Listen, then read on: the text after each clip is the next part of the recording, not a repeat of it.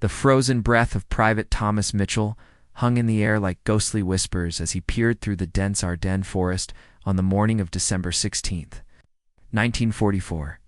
What he saw emerging from the mist would haunt him forever.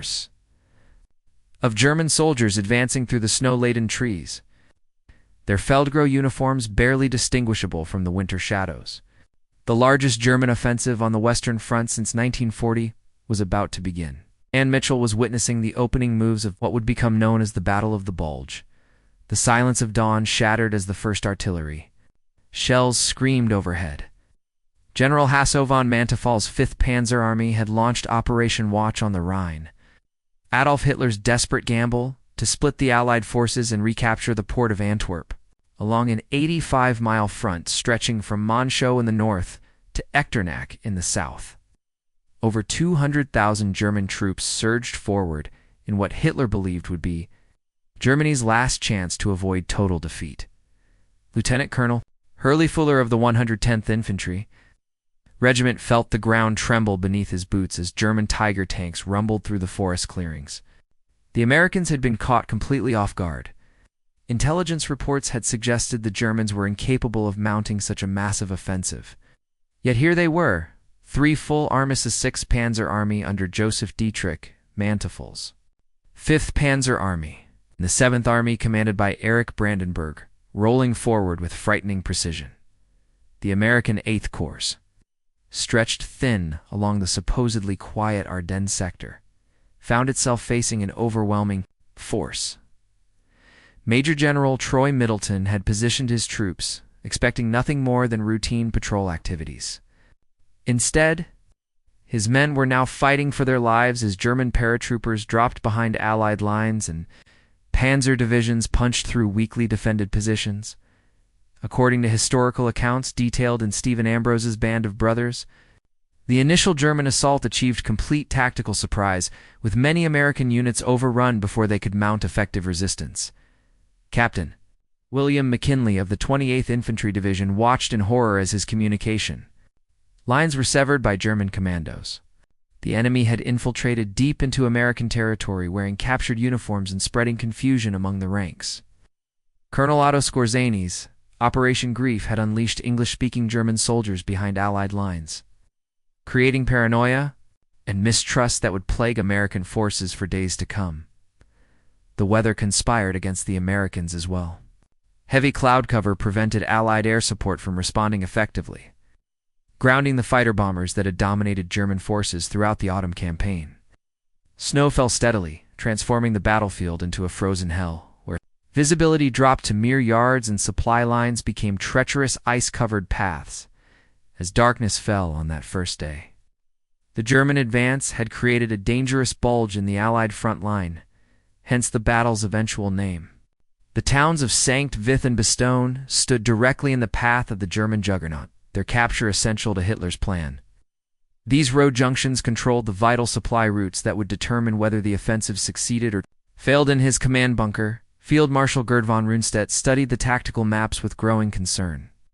While the initial assault had succeeded beyond expectations, he knew the element of surprise would not last. Soon, American reserves would arrive, and the full weight of Allied industrial might would bear down upon his forces. The race was on. Could the Germans reach Antwerp before the Americans could organize an effective counterattack? The second day of the German offensive dawned with the sound of tank tracks grinding through frozen earth. Sergeant First Class James Patterson of the 7th Armored Division had barely slept as reports flooded in of German breakthroughs along the entire front.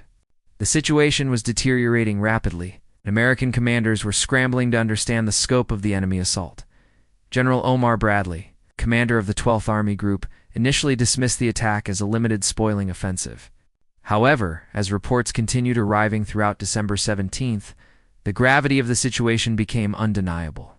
This was no mere diversionary attack. It was a full-scale offensive aimed at splitting the British and American forces and potentially changing the course of the war. Lieutenant General Courtney Hodges of the 1st Army found himself in an impossible position. His forces were spread across a wide front, and the Germans had achieved local superiority at multiple breakthrough points. The 106th Infantry Division, composed largely of inexperienced troops fresh from training, bore the brunt of the German assault near St. Vith. Many of these young soldiers had never seen combat, yet they were now facing veteran panzer crews in desperate fighting. The heroism displayed by individual American units during these dark hours would become legendary. The 14th Cavalry Group, though vastly outnumbered, conducted a fighting withdrawal that delayed German advances by precious hours. Every minute bought allowed other units to establish defensive positions and for reinforcements to move toward the threatened sectors. Major General Robert Hasbrook's 7th Armored Division raced toward St. Vith through icy roads clogged with retreating American units and civilian refugees. The sight that greeted them was chaos: incarnate burned-out vehicles, abandoned equipment, and the walking wounded streaming eastward away from the German advance. Yet, among this apparent defeat, pockets of American resistance continued fighting.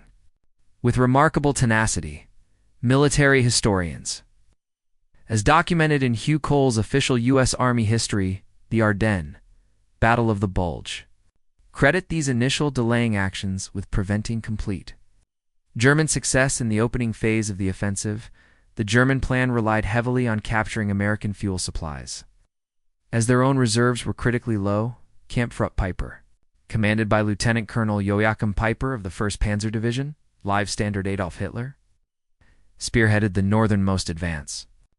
This battle group, consisting of tanks, artillery, and mechanized infantry, was tasked with reaching the Meuse River and securing the vital bridges that would allow German forces to continue their advance toward Antwerp. Peiper's force initially made excellent progress overrunning American positions and capturing several fuel depots. However, American engineers had managed to destroy most of the stored gasoline before retreating, denying the Germans the resources they desperately needed. This seemingly small act of military procedure would have far-reaching consequences for the entire offensive. The weather continued to favor the Germans as thick clouds prevented Allied aircraft from operating effectively. The mighty 8th Air Force, which had been pounding German industrial targets for months, sat grounded at airfields across England and France.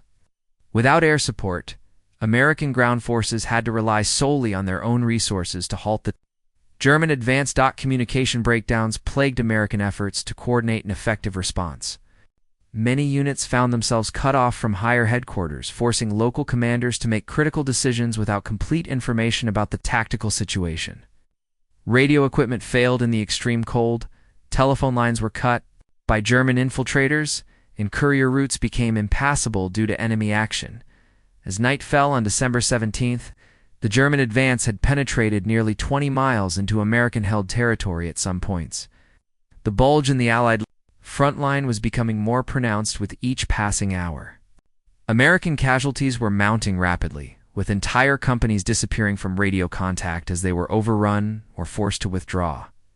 However, the seeds of German failure were already being sown. The rigid timetable demanded by Hitler's plan required rapid advances and the early capture of key objectives. Any delay would allow American reserves to arrive and establish strong defensive positions.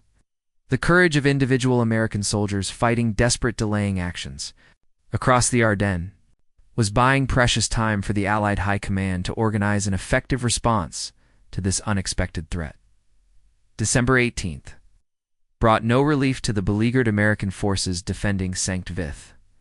The small Belgian town had become a crucial anchor point in the crumbling Allied defense line, its road network making it essential for any German advance toward the Meuse River. Major General Alan Jones of the 106th Infantry Division had established his command post in the town, but his division was scattered and fighting for survival across multiple sectors. Brigadier General Bruce Clark of the 7th Armored Division arrived in St. Vith to find chaos and confusion. His combat command had been rushed forward to reinforce the collapsing front, but the tactical situation was unclear. German forces were reported advancing from multiple directions. American units were out of communication with higher headquarters, and civilian refugees clogged the roads leading away from the fighting. The defense of St. Vith would become a textbook example of improvised defensive tactics. Clark quickly organized a perimeter defense using whatever troops were available, elements of his armored division. Survivors from the 106th Infantry Division, engineer units, and even clerks and cooks pressed into service as riflemen. Every man who could carry a weapon was assigned a position on the hastily constructed defense line. Lieutenant William Sperling of the 81st Engineer Battalion found himself commanding a roadblock on the approaches to St. Vith. His men had no combat experience, yet they faced veteran German paratroopers and tank crews in desperate fighting. The engineers improvised explosive devices from available materials, turning every building and bridge into a potential obstacle for the advancing enemy. The Germans recognized the importance of St. Vith and concentrated significant forces against the American defenders.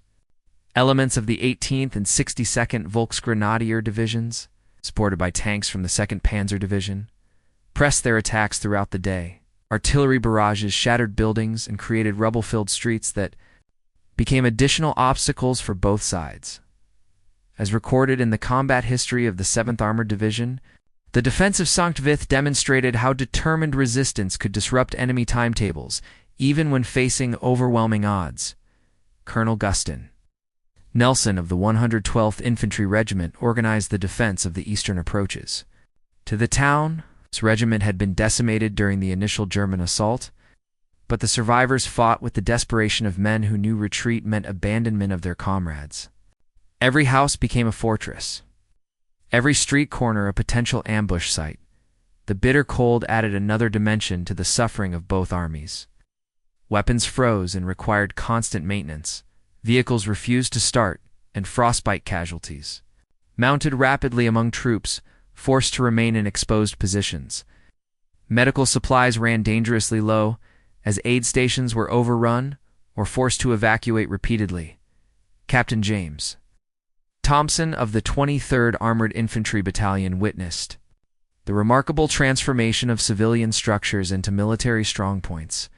The local population had evacuated St. Vith, leaving behind empty buildings that American defenders converted into interconnected firing positions. Walls were knocked through to create interior movement routes, while windows became machine. Gun positions communication remained a critical problem for the American defenders. Radio equipment continued to malfunction in the extreme weather conditions, and telephone lines were repeatedly cut by German artillery fire and infiltrating troops. Messengers on foot or motorcycle provided the only reliable means of maintaining contact between isolated defensive positions. As December 18th drew to a close, the situation in St. Vith remained precarious. German forces had surrounded the town on three sides, leaving only a narrow corridor to the west for supply and evacuation. American casualties were mounting steadily, ammunition was running low, and the defenders knew they could not hold their positions indefinitely without reinforcement.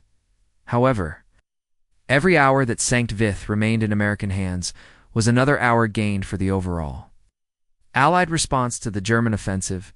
The stubborn defense was disrupting German timetables and forcing them to commit additional resources to reduce this pocket of resistance. The heroic stand of the mixed force of American defenders would become one of the most celebrated episodes of the entire Battle of the Bulge. The stage was now set for an even more famous siege, 100 miles to the southwest. The town of Bastogne was about to become surrounded by German forces, setting up what would become the most legendary defense of the entire campaign. The strategic road junction of Bastogne had become the epicenter of German ambitions by December 19th. 7 major roads converged on this small Belgian town, making its control essential for any successful advance toward the Meuse River and beyond to Antwerp. General Heinrich von Leutwitz, S-47th Panzer Corps, had been tasked with capturing Bastogne quickly. But American resistance was proving far more stubborn than anticipated. Brigadier General Anthony McAuliffe of the 101st Airborne Division found himself in command of the town's defense when his division commander, Major General Maxwell Taylor, was called away to Washington. The paratroopers had been rushed to Bastogne from their rest area near Reims, France, arriving just as German forces were closing the ring around the town. McAuliffe would soon become one of the most famous American commanders of the entire war. The 82nd and 101st Airborne. Divisions had been enjoying a well-deserved rest after their grueling campaigns in Normandy and Holland. Many of the paratroopers lacked proper winter equipment, having left their gear behind in the hasty deployment to the Ardennes. Now, they found themselves facing German armor and artillery in sub-zero temperatures, with little more than their standard uniforms and determination. Colonel Joseph Harper of the 327th Glider Infantry Regiment established defensive positions on the northern approaches to Bastogne. His men had fought in every major airborne operation since D-Day, but this battle would test their endurance like no previous campaign. The open terrain around Bastogne offered little natural cover, forcing the defenders to create their own fortifications. Using entrenching tools and whatever materials could be found, the German assault on Bastogne began with a massive artillery barrage that shattered windows throughout the town and sent civilians fleeing to basements and cellars. Lieutenant Colonel Steve Chapuis of the 232nd Glider Infantry Regiment watched German tanks emerge from the tree line surrounding the town. Their guns trained on American positions. The siege of Bastogne had begun in earnest. According to SLA Marshall's combat interviews, recorded in Bastogne, the story of the first 8 days. The American defenders faced overwhelming odds, but maintained their fighting spirit through exceptional leadership and unit cohesion. Major William Desabry of the 20th Armored Infantry Battalion commanded the critical northern defense sector with a mixed force of armor and infantry. His position at Naville, several miles north of Bastogne proper, became the scene of intense fighting as German forces attempted to overwhelm the American defenders through sheer weight of numbers. Tank battles raged across the frozen fields. As both sides maneuvered for tactical advantage, the weather continued to favor the German offensive as Allied air support remained grounded. The 9th Air Force had been preparing massive strikes against German positions, but heavy cloud cover and poor visibility made tactical air operations impossible. The defenders of Bastogne would have to rely entirely on their own resources until the weather cleared. Supply became a critical concern as German forces tightened their grip around Bastogne. The normal supply routes had been cut, and ammunition, medical supplies, and food were running dangerously low. Colonel Curtis Renfro, the division's supply officer, organized emergency resupply efforts. Using whatever vehicles could break through the German lines under cover of darkness, Lieutenant Colonel Harry Kinnard, Olive's operations officer, coordinated the defense from the division command post in a former Belgian army barracks. The tactical situation was fluid and dangerous. With German forces probing American positions constantly and infiltrating troops behind the main defense line, every decision had to be made quickly as circumstances changed by the hour. The German commanders grew increasingly frustrated by American resistance. General von Luttwitz had expected to capture Bastogne within 48 hours. But the paratroopers showed no signs of yielding. The delay was disrupting the entire German timetable and forcing them to commit additional resources to reduce this pocket of resistance. As December 20th dawned, Bastogne was completely surrounded. German forces had closed the last escape route during the night, trapping the American defenders and the remaining civilian population inside an ever-shrinking perimeter. The siege that would make Bastogne famous was about to enter its most desperate phase. Testing the resolve of American forces as never before in the European theater, the stage was set for one of the most famous exchanges in military history. As German emissaries would soon approach the American lines under a flag of truce with an ultimatum that would elicit an unforgettable response from General McAuliffe, December 22nd marked the 5th day of the siege of Bastogne in German. Frustration with American resistance had reached a boiling point. General Heinrich von Luttwitz decided that diplomatic pressure might succeed where military assault had failed. At 11:30 in the morning, 4 German soldiers approached the American lines under a white flag, carrying an ultimatum that would lead to one of the most famous exchanges in military history. Major Alvin Jones of the 327th Glider Infantry Regiment received the German delegation at his forward observation post. The enemy officers, speaking perfect English, presented a formal document demanding the immediate surrender of Bastogne and all American forces within the town. The ultimatum warned that continued resistance would result in the total annihilation Of the garrison and the civilian population, the German message was immediately forwarded to Brigadier General Anthony McAuliffe at his command post in the Heinz Barracks. McAuliffe had been dealing with critical supply shortages, mounting casualties, and constant enemy pressure for days. When his staff officers presented him with the surrender demand, his immediate reaction was both instinctive and historic. Nuts. The single word would become synonymous with American determination and defiance. Lieutenant Colonel Harry Kennard, serving as division operations officer, suggested that McAuliffe's spontaneous response should be the official reply to the German ultimatum. After brief consultation with his staff, McAuliffe agreed, and the formal rejection was prepared for delivery to the waiting German emissaries. The message was both concise and unmistakably clear in its meaning.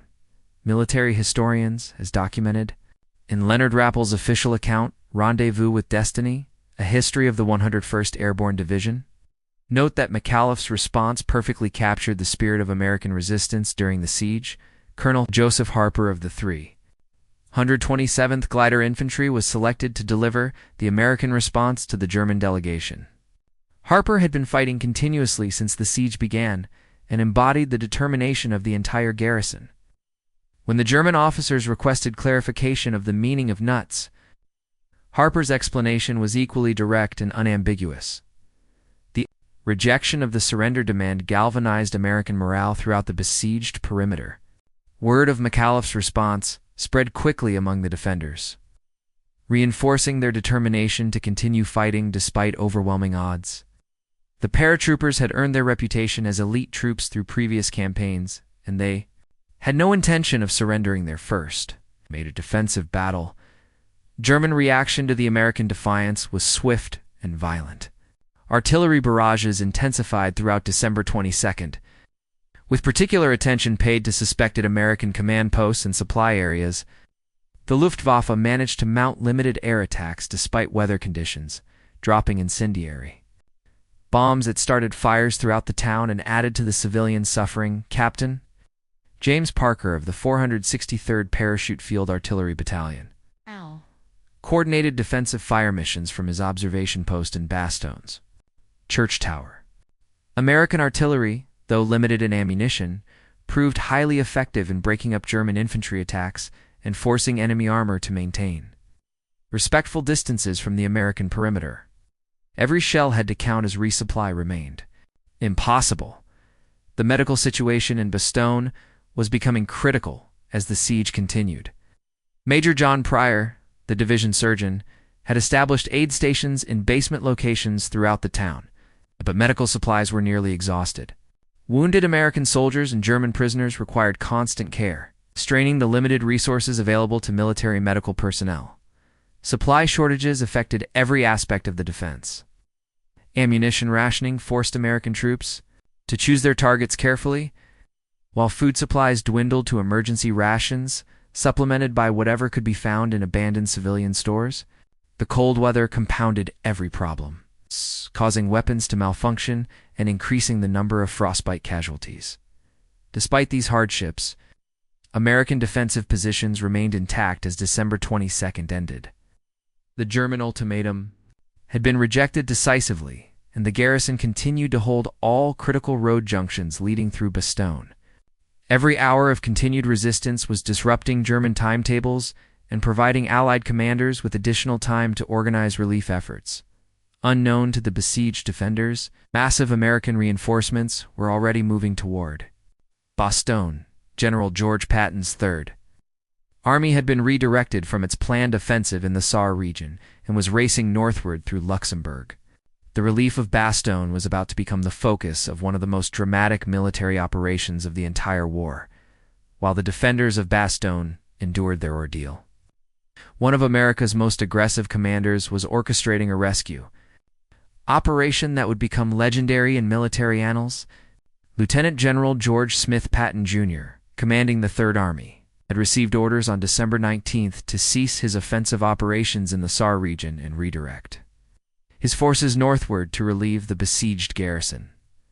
The logistical challenge facing Patton was enormous.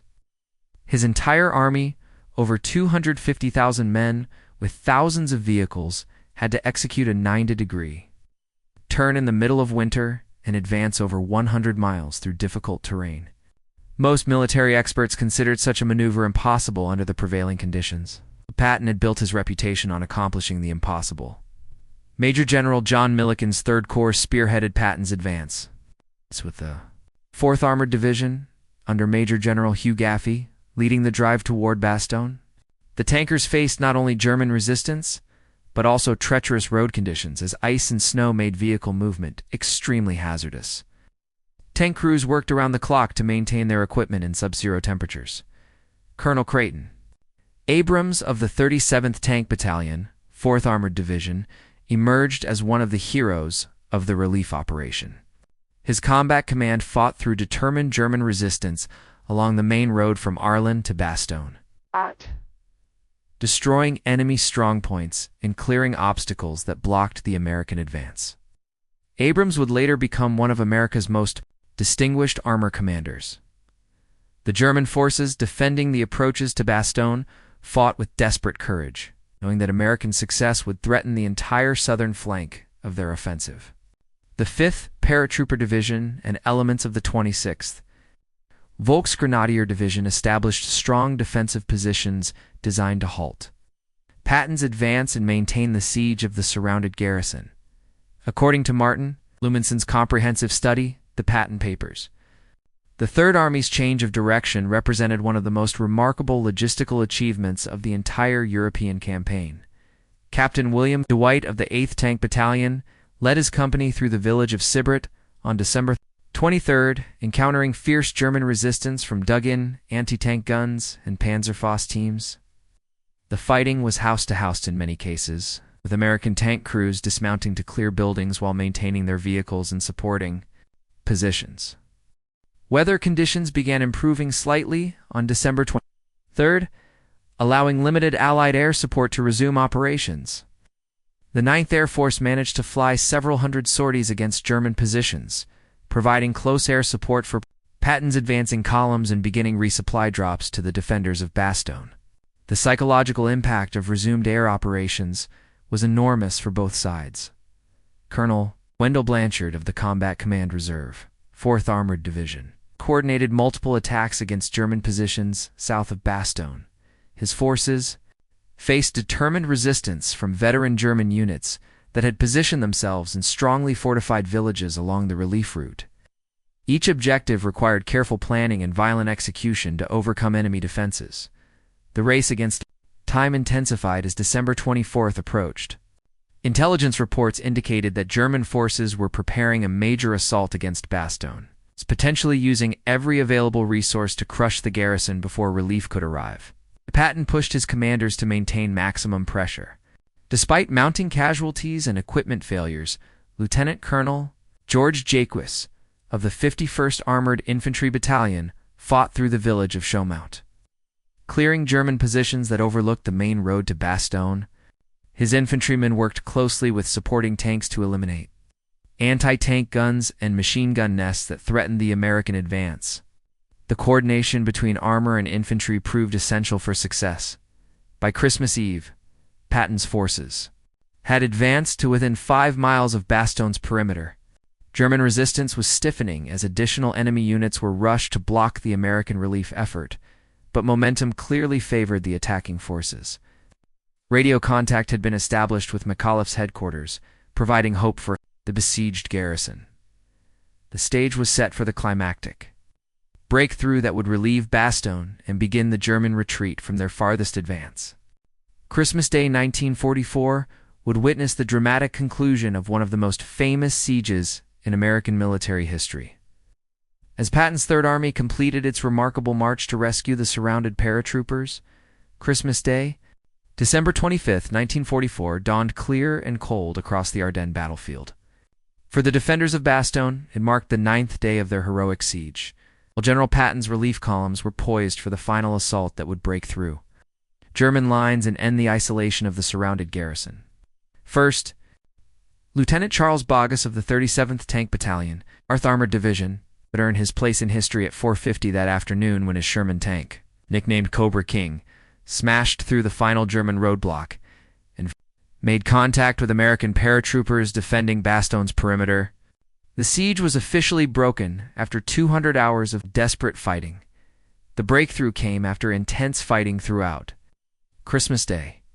Colonel Creighton Abrams had concentrated his armor for a final assault along the Arlon-Bastogne road, accepting heavy casualties to maintain momentum against stiffening German resistance. Tank after tank was knocked out by Panzerfaust teams and anti-tank guns. But American determination proved stronger than German desperation. Brigadier General Anthony McAuliffe greeted the relief column with characteristic understatement, remarking that he was mighty glad to see Patton's forces. The paratroopers had held their positions despite overwhelming odds, limited supplies, and constant enemy pressure.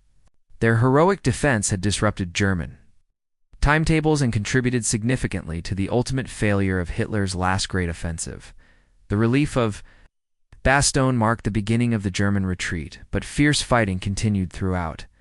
The Ardennes, as Allied forces pressed their advantage, the weather had cleared sufficiently to allow massive air operations, with over 2,000 Allied aircraft pounding German positions and supply lines. The Luftwaffe made desperate attempts to support their retreating ground forces, but lacked the resources to mount effective resistance. Military analysis contained in Russell Weigley's Eisenhower's Lieutenants emphasizes that the successful defense of Bastogne became a turning point that transformed German offensive momentum into defensive collapse. Major General Maxwell Taylor turned from Washington to resume command of the 101st Airborne Division, finding his troops exhausted but victorious. The paratroopers had written a new chapter in the division's distinguished history, proving that American forces could absorb initial defeats and emerge stronger through determination and tactical flexibility. The broader Battle of the Bulge continued until late January 1945, but the German offensive had clearly failed by the time Bastogne was relieved.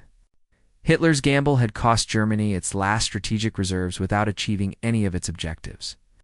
The port of Antwerp remained in Allied hands. British and American forces had not been split, and the Western Front had been stabilized at enormous cost to German military power. General Dwight Eisenhower's handling of the crisis demonstrated his skill as a coalition commander. Despite initial confusion and setbacks, Allied forces had responded with remarkable speed and effectiveness. The decision to commit airborne divisions to defensive fighting, Patton's rapid redeployment of Third Army, and the coordination of multiple national forces under extreme pressure showcased the strength of the Allied command. Structured that the human cost of the Battle of the Bulge was staggering. American casualties exceeded 80,000 killed, wounded, and missing, while German losses were estimated at over 100,000.